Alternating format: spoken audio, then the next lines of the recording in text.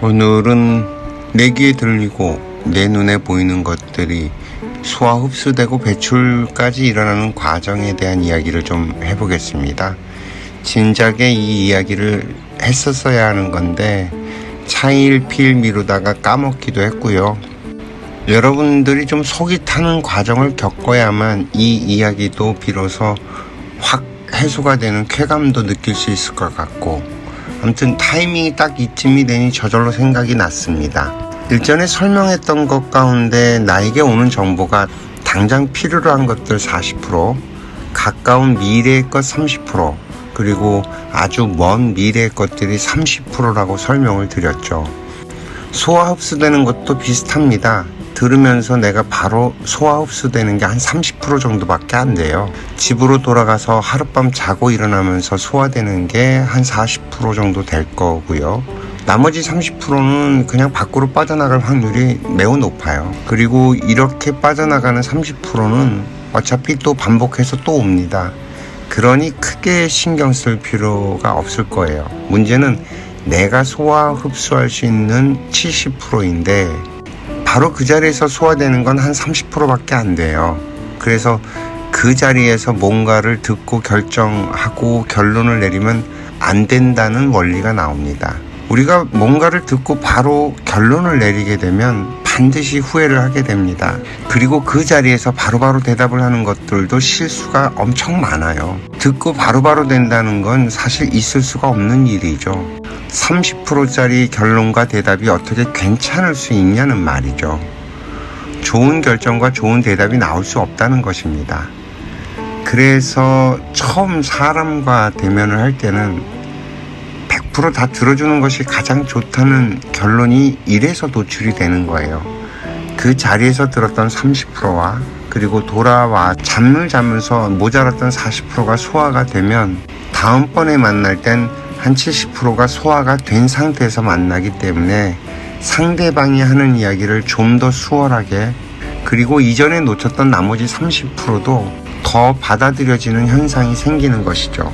이렇게 두 번째 대화에서 나머지 것들과 그리고 껍질 안에 있는 속 알맹이의 이야기가 나오게 됨으로써 그 사람을 좀 더 이해할 수 있게 되는 것입니다. 이때도 내 생각을 바로 꺼내놓는 거는 아직 위험합니다.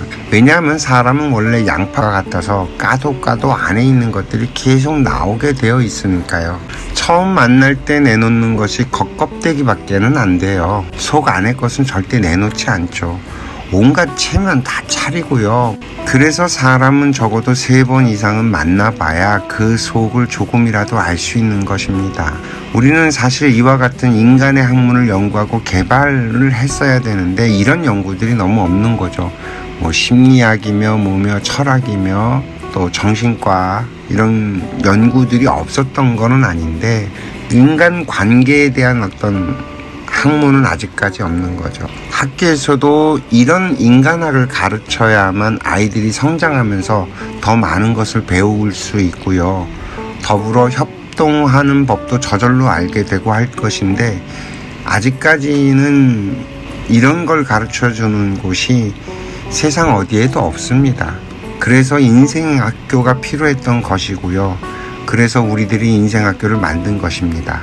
여기에서 나오는 그 334의 법칙은 어디에서 나온 것이냐 궁금하실 테죠?